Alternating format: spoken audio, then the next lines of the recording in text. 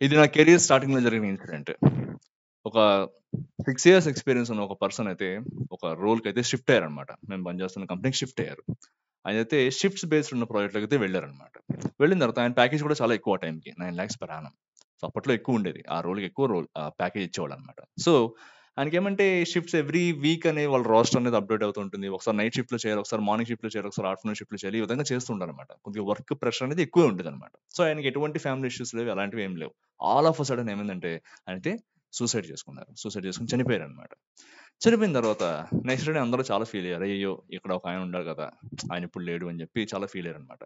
Next day ఆయన ప్లేస్‌ని replace చేస్తూ ఒక ఎంప్లాయీని అయితే తీసుకొచ్చారు.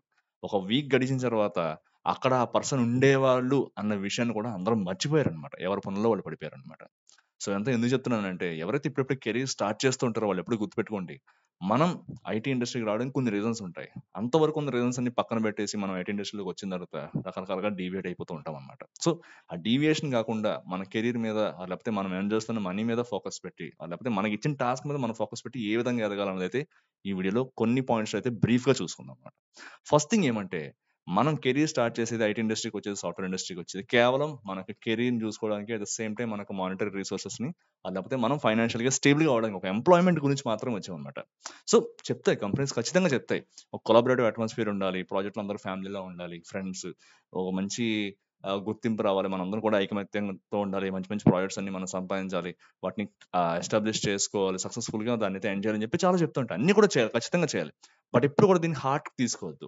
ఎందుకంటే అప్పటి వరకు ఆ ప్రాజెక్ట్ రిక్వైర్మెంట్ ఉన్నంత వరకు మనంతా చాలా బాగుంటాం. ఒక్కసారి ఆ ప్రాజెక్ట్ అయిపోయిందంటే మళ్ళీ అందరం స్కాటర్ అయిపోతాం అనమాట. సో, మనకు ప్రైమరీ ఫోకస్ వచ్చేసి ఎప్పుడు కూడా మనకిచ్చిన టాస్క్ ఏంటి? మన ప్రాజెక్ట్ ఏంటి? మనం ఏం నేర్చుకుంటున్నాం దాని ద్వారా? మన కెరియర్‌లోకి ఏ విధంగా మనం అడ్వాన్స్ అవ్వగలుగుతున్నాం? మనకు ఉపయోగపడుతుందో లేదా? మంచి కెరియర్ ఆపర్చునిటీస్ వస్తున్నాయా లేదా? లేకపోతే నాకు ఎవ్రీడే లెర్నింగ్ అనేది ఉంటుందా లేదా? కంటిన్యూయస్‌గా నేను డెవలప్ అవుతున్నానా లేదా? ఇవి మాత్రం మనం కేర్ చేయాల్సిన విషయాలనమాట. ఇవి కాకుండా మనం ఏమాత్రం డీవియేట్ అయినా సరే ఖచ్చితంగా చాలా పెద్ద దెబ్బ అయితే పడుతుందనమాట అక్కడి నుంచి. సో, ఇదెప్పుడు గుర్తుపెట్టుకోండి. మీరనే కాదు, మీ పక్కన ఉన్న వాళ్ళు, మీ కొలీగ్స్ వీళ్ళెవరు కూడా మీకు ఒక పర్మనెంట్ ఫ్రెండ్స్ అయితే కారు. ఇదెప్పుడు గుర్తుపెట్టుకోండి. ఇది ఒక అగ్లీ ట్రూత్ అన్నమాట ఇది. ఏదో చెప్తున్నాను కదా అని చెప్పి, "ఏ పో నీకేం తెలుసు నాకు చాలా మంది ఫ్రెండ్స్ ఉన్నారని" చెప్పి మీరు చాలా మంది అనుకోవచ్చు. ఎక్స్‌పీరియన్స్ గెయిన్ చేసే కొద్దీ మీకే అర్థమవుతుందన్నమాట. మన కొలీగ్స్ అనేవాళ్ళు మనకి రియల్ ఫ్రెండ్స్ కాదు అని చెప్పి. సో, ఇది ఫస్ట్ పాయింట్ అన్నమాట. ఎప్పుడు గుర్తుపెట్టుకోండి. మనం ప్రాజెక్ట్‌లో చేరింది మన టాస్క్స్ లేకపోతే మన ప్రాజెక్ట్. మనకిచ్చిన టైమ్ లైన్ లోపల మనకిచ్చిన పని కంప్లీట్ చేసి అక్కడి నుంచి వెళ్ళిపోవడమే మన యొక్క ప్రథమ కర్తవ్యం. సో, ఇది ఫస్ట్ పాయింట్ అన్నమాట. సెకండొచ్చేసి ఒకసారి గుర్తుపెట్టుకోండి ఎప్పుడైనా సరే, మనం చదువుకున్నప్పుడు గాని, లేకపోతే మన రియల్ లైఫ్‌లో ఏదైనా ఈ ప్రొఫెషనల్ లైఫ్ పక్కన పెట్టేస్తే, ఒక వ్యక్తి గనక మనకు నచ్చాడు, ఈయనతో నేను ఫ్రెండ్‌షిప్ చేస్తానని చెప్పి వాళ్ళని పికప్ చేసుకొని, తర్వాత ఫ్రెండ్‌షిప్ చేసుకుని, తర్వాత వాళ్ళతో పని చేస్తాం. కానీ ఈ కార్పొరేట్ లైఫ్‌కొచ్చిన తర్వాత, ఈ సాఫ్ట్‌వేర్ ఇండస్ట్రీలో, సాఫ్ట్‌వేర్ కంపెనీస్‌లో ఎలా ఉంటుందంటే, మనకి చాయిస్ ఉండదు. మనం కొంతమందిని సెలెక్ట్ చేసుకొని వాళ్ళతో ఫ్రెండ్‌షిప్ చేయడానికి ఎక్కడ ఉండదు. ఓ ప్రాజెక్ట్‌లోకి వెళ్ళిన తర్వాత అక్కడ ఆల్రెడీ కొంతమంది ఒక టీమ్ ఉంటుంది. వాళ్ళు వర్కర్స్ ఉంటారు. ఆ వర్కర్స్‌ని మనం కొద్దిగా ఫ్రెండ్‌షిప్ చేసుకొని, ఆ పని అయ్యేంత వరకు కూడా వాళ్ళతో సఖ్యతగా ఉంటే సరిపోతుందనమాట. అంతే తప్పితే ఇది చాలా హార్డ్ టాస్క్ ఎప్పుడు గూడా. వర్కర్స్ తోటి ఫ్రెండ్‌షిప్ మెయింటైన్ చేసి దాన్ని పెంపొందించుకోవడం అనేది చాలా హార్డ్ టాస్క్. కంపేర్ టు మనం ఒకళ్ళని చూజ్ చేసుకొని వాళ్ళని ఫ్రెండ్స్‌గా చేసుకొని వాళ్ళతో పని చేయడంతో పోలిస్తే ఇది చాలా హార్డ్ టాస్క్ అన్నమాట. ఎప్పుడు గుర్తుపెట్టుకోండి. ఫ్రెండ్స్ అనేవాళ్ళు ఎప్పుడు ఎలా ఉంటారంటే లైక్ మైండ్ సెట్‌తో ఉన్నవాళ్ళు కొంతమంది ఉంటారు. లేకపోతే కొద్దిగా విరుద్ధంగా ఉన్నా సరే ఏదో ఒకలాగా ముందుకెళ్ళిపోయేవాళ్ళు ఉంటారు. బట్ అదే కార్పొరేట్‌కి వచ్చేటప్పటికి అలా ఉండదు. ఒక్కొక్కళ్ళ కోవర్కర్ మైండ్ సెట్, ఒక్కొక్క ఎంప్లాయీ మైండ్ సెట్ ఒక్కొక్కలా ఉంటుంది. మీకు కనుక అటు ఇటు పడలేదంటే ఖచ్చితంగా గొడవలవుతాయన్నమాట. ఎక్కడైనా సరే గొడవలవుతాయి. సో, ఆ ప్రాజెక్ట్‌లో మనం ఉన్నంత వరకు ఎంతవరకు మనమైతే ఉండాలి. ఒక బౌండరీ అనేది పెట్టుకొని ఓకే. నువ్వు ఈ పని చేసుకో, నేను ఈ పని చేసుకుంటా అన్నట్టు ఉండాలి తప్పితే, వాళ్ళతోటి అది దాటి ముందుకెళ్ళి నేను ఫ్రెండ్‌షిప్ చేస్తా, అలా ఉంటుంది, ఇలా ఉంటుందని చెప్పి గనక మనం అనుకున్నామంటే ఖచ్చితంగా బోర్లా పడతామనమాట. సో, ఇదెప్పుడు గుర్తుపెట్టుకోవాలనమాట. సో, ఈ వర్కర్స్ తోటి లేకపోతే పక్కనున్న కొలీగ్స్ తోటి, ఎంప్లాయీస్ తోటి నేను ఫ్రెండ్‌షిప్ చేస్తాను. చాలా బాగుంటుంది. మాకు మంచి రిలేషన్‌షిప్ ఉంది. మేము చాలా అర్థం చేసుకుంటాము. చాలా అనుకుంటాం. అంతా బాగుంటుందన్నమాట. ఒకసారి మీ ఇద్దరి మధ్యలో అప్రైజల్ డిస్కషన్ వచ్చి అవతల పక్క వాడికి కనుక ప్రమోషన్ ఇచ్చో, లేకపోతే మంచి హైక్ ఏమైనా ఇచ్చి మీకు ఇవ్వలేదంటే అప్పుడు తెలుస్తాయి ఇవన్నీ కూడా. అప్పుడు బయటపడతాయన్నమాట ఇవన్నీ కూడా. సో, వర్కర్స్ తోటి కొద్దిగా జాగ్రత్తగా ఉండండన్నమాట. ఎప్పుడు గుర్తుపెట్టుకోండి. వాళ్ళతోటి ఫ్రెండ్‌షిప్ చేయడం అనేది చాలా కష్టం ఎప్పుడు కూడా. ఎందుకంటే ఒక్కొక్కళ్ళు ఒక్కొక్క ఎన్విరాన్మెంట్‌లో పెరిగి వస్తారు. ఎక్కడెక్కడి నుంచో వస్తారు. మనకు వాళ్ళెవరు తెలీదు. ఆ ప్రాజెక్ట్ ఉన్నంత వరకు చాలా బాగుండాలి. ప్రాజెక్ట్ బయటికెళ్ళిన తర్వాత నువ్వెవరో నేనెవరనో అన్నట్టు ఉండాల్సిన పనేం లేదు. మొత్తానికి వదిలేయమని చెప్పననమాట. బట్ దేన్ని కూడా హార్డ్ తీసుకోవద్దనమాట. సో, ఇది సెకండ్ పాయింట్ గుర్తుపెట్టుకోండి. వీళ్ళతో ఫ్రెండ్‌షిప్ చేయడం అనేది చాలా కష్టం. ఎందుకంటే ఇక్కడ ఇది డిఫైన్ చేసేది ప్రాజెక్ట్ ఇంకా ప్రాజెక్ట్ యొక్క రిక్వైర్మెంట్స్, మేనేజ్మెంట్ అనమాట. సో, మనంతట మనం వెళ్లి "ఏయ్! నువ్వు రా నీ మైండ్ సెట్, నా మైండ్ సెట్ ఒకలా ఉంది కదా! మనిద్దరం దీని మీద పని చేద్దాం" అని చెప్పి ఎక్కడ ఉండదు. సో, మేనేజ్మెంట్ డిసైడ్ చేస్తుంది. మీ ఇద్దరు కూర్చొని ఈ పని చేయండి అని చెప్పి. సో, ఆ పని చేయడమే అనమాట. అండ్ థర్డ్ పాయింట్ వచ్చేసి మీరు సపోజ్ మీ యొక్క కొలీగ్ గాని, మీకు లేకపోతే మీకు ఏదో ఇద్దరు ఫ్రెండ్స్ ఉన్నారు, చాలా బాగా పని చేసుకుంటున్నారు, ఒక మంచి సింక్ లో వెళ్తున్నారు అంతా కూడా. ఒక కొలీగ్ కనుక బయటకు వెళ్ళిపోయారు అనుకుంటే, సపోజ్ మీరు 2-3 ఇయర్స్ పాటు చాలా బాగా పనిచేశారు ఒక ప్రాజెక్ట్లో, ఒక మంచి హైట్స్కి అయితే తీసుకొచ్చారు ఆ ప్రాజెక్ట్ని. ఒక కొలీగ్ ఆయన కెరీర్ ఆపర్చునిటీస్ ఇంకా పెంపొందించుకోవడానికి వేరే కంపెనీకి వెళ్ళిపోయాడు. వెళ్ళిపోయిన తర్వాత మీరు అనుకుంటున్నారు ఆయనతో నేను టచ్లో ఉంటాను, ఎంతకాలం అయినా సరే టచ్లో ఉంటాను నేను, పర్వాలేదు అనుకుని చెప్పి మీరు అనుకోవచ్చు. కానీ చాలా కేసెస్లో అలా జరగదనమాట. ఎప్పుడైతే ఈ విధంగా మన దారులు వేరే అయ్యో, ఆ రిలేషన్షిప్ అనేది తగ్గిపోతుంది అనమాట. కొద్దిగా ఎవరైతే ఎక్కువ సెంటిమెంటల్గా ఉంటారో, ఎక్కువ కొద్దిగా సెన్సిటివ్గా ఉంటారో, వాళ్ళు ఎక్కువ చాలా ఫీల్ అయిపోతుంటారు. అయ్యో వాళ్ళు వెళ్ళిపోయారు, ఎలా ఇప్పుడు వాళ్ళు లేకపోతే నేను పని చేయలేనేమో అని చెప్పి చాలా ఫీల్ అయిపోతుంటారు అనమాట. కానీ అట్లా ఏం ఉండదు.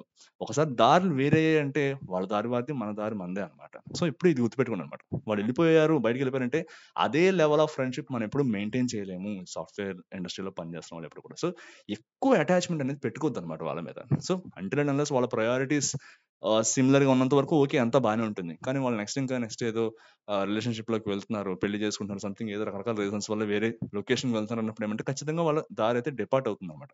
అలా అయినప్పుడు ఎవరైతే కొద్దిగా సెంటిమెంటల్ గా, కొద్దిగా సెన్సిటివ్ గా ఉంటారు, కొద్దిగా వీక్ గా ఉంటారు, ఎమోషనల్ గా వీక్ గా ఉంటారు, వీళ్ళు ఏం చేస్తుంటారు ఎక్కువ ఫీల్ అయిపోయి డిప్రెషన్ లోకి వెళ్ళిపోతుంటారు అనమాట. అయ్యో వాళ్ళు వెళ్ళిపోయారు, వాళ్ళు లేకపోతే నేను పని చేయలేను అన్నట్టుగా తయారైపోతుంటారు అనమాట. సో ఇది ఎక్కువ ఇనిషియల్ స్టేజెస్ లో ఎక్కువ ఎఫెక్ట్ చూపెడుతుంది ఎవరైతే కొత్తగా కెరీర్ స్టార్ట్ చేస్తున్నారో. సో ఇది ఎప్పుడు గుర్తుపెట్టుకోండి, ఎప్పుడు కూడా ఎప్పుడు ఎవరైనా వెళ్ళిపోవచ్చు బయటకు అనమాట. సో వాళ్ళు వెళ్ళిపోయిన తర్వాత అదే లెవెల్ ఆఫ్ ఫ్రెండ్షిప్ అనేది మనం నెక్స్ట్ మెయింటైన్ చేస్తామా లేదని చెప్పి ఎవరికి తెలియదు అనమాట. సో ఈ పాయింట్ ఎప్పుడు గుర్తుపెట్టుకోండి.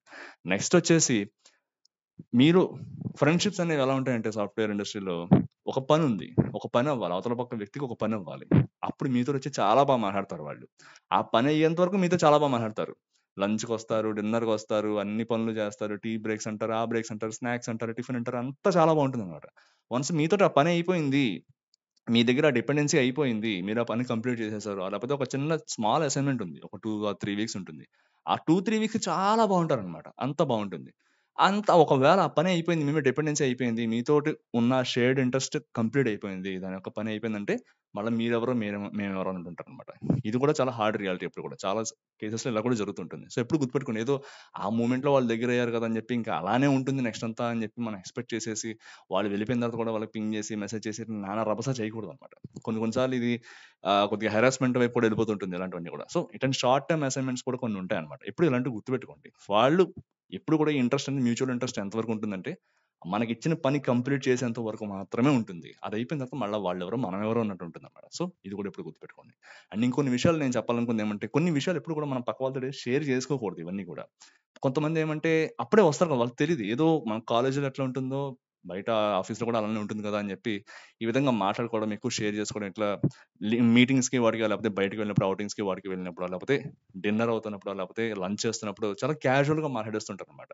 సో నేను చెప్పే ఈ విషయాలు ఎప్పుడు కూడా మీరు చాలా క్యాజువల్గా ఎప్పుడు కూడా ఎవరితో డిస్కస్ చేయొద్దు. ఇది ఖచ్చితంగా మీ యొక్క ప్రొఫెషనల్ కెరీర్లో చాలా పెద్ద బ్లాక్ అవుతుంది అనమాట. అందులో ఫస్ట్ థింగ్ ఏమంటే, మీరు మీ యొక్క మానిటరీ రిసోర్సెస్ గురించి, మీ ఫైనాన్షియల్ స్టేటస్ గురించి వీటి డీటెయిల్స్ ఎప్పుడు కూడా ఎవరికి రివీల్ చేయకండి. మీరు ఎంత బెస్ట్ ఫ్రెండ్స్ అనుకున్నారు, లేకపోతే మీరు ఏమనుకున్నా సరే, మీ బాస్ కానీ లేకపోతే మీ పక్కన ఉన్న కొలీగ్ కానీ ఎవరికి కూడా ఇటువంటి రివీల్ చేయొద్దు అనమాట. మీ యొక్క ఫైనాన్షియల్ స్టేటస్ కానీ, మీరు ఎంత మనీ ఎర్న్ చేస్తున్నారు, మీ శాలరీ ఎంత, మీ ప్యాకేజ్ ఎంత, మీ వేరియబుల్ పే ఎంత, మీకు ఇచ్చిన బోనస్ ఎంత, ఇట్లాంటివి ఎప్పుడు కూడా ఎవరికి షేర్ చేయదు. అది ప్రొఫెషనల్గా కూడా ఉండదు అనమాట. సో ఈ డీటెయిల్స్ ఎప్పుడు షేర్ చేసుకోండి. నెక్స్ట్ వచ్చేసి మీ యొక్క రిలీజన్ కానీ, లేకపోతే మీ యొక్క రిలేషన్షిప్ ఇష్యూస్ కానీ, లేకపోతే ఇంట్లో ఏవో గొడవలు అవుతున్నాయి, ఫ్యామిలీ ఇష్యూస్, ఇట్లాంటివన్నీ కూడా మీ యొక్క కొలీగ్స్కి ఎప్పుడు షేర్ చేసుకోకండి. కొంతమంది అర్థం చేసుకునే వాళ్ళు ఖచ్చితంగా ఉంటారు, లేదని చెప్పడం అనమాట. బట్ ఎవరైతే అర్థం చేసుకోరు, ఎవరో ఏదో ఆ టైంకి ఏదో టైం పాస్గా వినాలనుకుంటారో, వాళ్ళు ఏం చేస్తుంటారంటే మీ దగ్గర ఈ విషయాలన్నీ విని మీరు వెళ్ళిపోయిన తర్వాత నెక్స్ట్ ఇంకొకటి ఎవడో వస్తాడు, వాడితోటి ఇవన్నీ మాట్లాడుకుంటాడు అన్నమాట. వాడికి ఏదో పిచ్చాపాటి కార్యక్రమంలో మారుతుంది, అరే వాళ్ళ లైఫ్ ఇట్లా జరుగుతుంది తెలుసా అని చెప్పి వాళ్ళు హ్యాపీగా మాట్లాడుకుంటూ ఉంటారు అనమాట. అదేదో వాళ్ళకి ఏదో చాయ్ బిస్కెట్ సిచ్యువేషన్ లో తయారవుతుంది అనమాట. సో మన కష్టం వాళ్ళకి అంత ఎక్కువ మంది పట్టదు అనమాట. సో ఈ విధంగా కొంతమంది ఏం చేస్తుంటారంటే, వాళ్ళు వింటున్నారు కదా అని చెప్పి ఇంక ప్రతిది పొలవమని చెప్పుకుంటూ వెళ్ళిపోతుంటారు.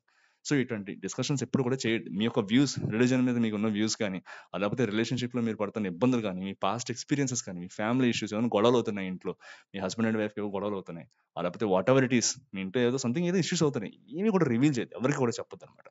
అండ్ చాలా చాలా మంది చేసే తప్పు ఏంటంటే, మీరు మీ బాస్ గురించి, మీ మేనేజర్ గురించి ఎలా ఫీల్ అవుతున్నారో పక్క వాళ్ళతో షేర్ చేయడం అనమాట. సో ఇది చాలా నెంబర్ వన్ మిస్టేక్ అనమాట మీరు చేసేది. తెలీదు, ఎప్పుడు న్యూస్ ఎలా మీ మేనేజర్కి చేరుతుందో తెలియదు, కానీ ఖచ్చితంగా వాళ్ళకైతే తెలుస్తుంది అనమాట. ఇట్లాంటి గాసిపింగ్ కనుక మీరు చేశారంటే మీరు అనుకుంటూ ఉంటారు వాళ్ళకి ఏం తెలుస్తుందని అని చెప్పి, వీడు నా ఫ్రెండ్, వీడేం చెప్పలే అని చెప్పి. బట్ సమయం వచ్చేంత వరకు ఎవడన్నా సరే మన ఫ్రెండ్ కింద ఉంటాడు అనమాట. అందరూ ఎట్లా ఉండాలని లేదన్నమాట. సో ఎప్పుడు మీ యొక్క మేనేజర్ గురించి నెగిటివ్ గా మాట్లాడటం, మీకు ఏమైనా నెగిటివ్ ఉంటే ఇంటికి వచ్చి మీ వాళ్ళతో చెప్పుకోండి. మీ వైఫ్‌కో లేకపోతే మీ ఇంట్లో మీ అన్నయ్యకో, మీ నాన్నకో, మీ అమ్మగారికో ఎవరికో ఒకరికి చెప్పుకోండి అనమాట. ఎవరికో అంతే తప్పితే బయట వాళ్ళతో అసలు షేర్ చేయొద్దు ఇవన్నీ కూడా. ఎస్పెషల్లీ కొలీగ్స్ అసలు షేర్ చేయొద్దు. ఎవరు ఇందులో ఆ మేనేజర్‌తో మంచి టర్మ్స్ మెయింటైన్ చేస్తారో మనకు తెలీదు కదా! వాళ్ళు చెప్పొచ్చు. సార్ ఇట్లా మీ గురించి వెనకాల మాట్లాడుకుంటున్నాడు సార్ అని చెప్పి. వాళ్ళు కూడా అప్రైసల్ టైమ్‌లో అక్కడ చూపించాలి, అక్కడ చూపెడుతుంటారనమాట. సో ఇవన్నీ జాగ్రత్తగా దృష్టిలో పెట్టుకోండి. ఎప్పుడు ఆయన గుర్తుపెట్టుకోండి ఏమంటే, మీ యొక్క కొలీగ్స్ అనేవాళ్ళు ఎప్పటికీ మీకు ఫ్రెండ్స్‌లా ఉండరు. అది మాత్రం గుర్తుపెట్టుకోండి ఎప్పుడు కూడా. సో, ఈ పాయింట్స్ అయితే మీకు కొద్దిగానే యూజ్‌ఫుల్ అయ్యాయి అనుకుంటున్నాను. ఎవరికైతే ఇప్పుడిప్పుడే కెరీర్ స్టార్ట్ చేస్తున్నారో వాళ్ళైతే ఖచ్చితంగా ఈ వీడియో అయితే చూడండనమాట. సో, ఇవైతే గుర్తుపెట్టుకొని మీ యొక్క కెరీర్‌ని ప్లాన్ చేసుకోండి బాగా ఫస్ట్‌గా. మీ కెరీర్ మీద ఫోకస్ చేయండి ఫస్ట్. మిగతావన్నీ సెకండరీ అనమాట. ఇట్లా నేను కూడా చెప్తాను. నేను కూడా ఒక విక్టిమ్‌ని కాబట్టి చెప్తున్నాననమాట. విక్టిమ్ అంటే నేను కూడా ఇవన్నీ ఎక్స్‌పీరియన్స్ చేశాను. చాలా కోల్పోయాను కాబట్టి చెప్తున్నాననమాట. సో, ఇవన్నీ మీరు కూడా చేయకండనమాట. సో, ఫస్ట్ మీ కెరీర్ ఎట్లా ఉండాలి? నేనెట్లా ముందుకెళ్ళాలి? ఏం చేయాలి? వీటి మీదైతే మీరు ఫోకస్ చేయండి. మీ కెరీర్‌లో నెక్స్ట్ స్టెప్‌కి ఎట్లా వెళ్ళాలన్న దాని గురించి మీరు ప్రతిరోజు మీ ఆలోచన దాని గురించే ఉండాలనమాట. సో, ఎందుకంటే మిమ్మల్ని నమ్ముకున్న వాళ్ళు చాలా మందుంటారు. వాళ్ళని ఎప్పుడు కూడా వమ్ము చేయొద్దనమాట. సో, వాళ్ళు పెట్టుకున్న నమ్మకాన్ని ఎప్పుడు వమ్ము చేయకండి. సో, ఈ పాయింట్స్ అయితే గుర్తుపెట్టుకోండి. ఈ వీడియో గనుక మీకు నచ్చిందంటే please subscribe to this channel and thank you very much and please subscribe. Thank you. By.